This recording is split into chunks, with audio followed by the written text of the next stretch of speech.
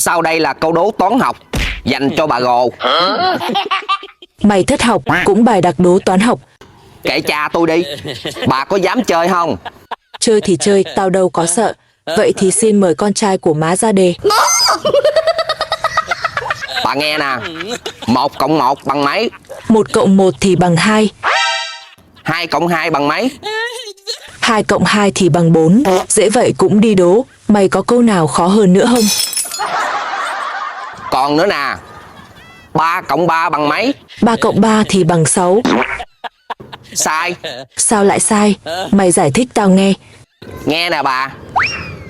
Ba tôi cộng với ba của ba tôi thì bằng ông nội tôi. Ở đâu bằng 6? Nghe cũng hợp lý.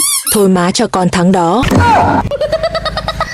Thắng là thắng chứ làm sao cho. 哎呦我的妈！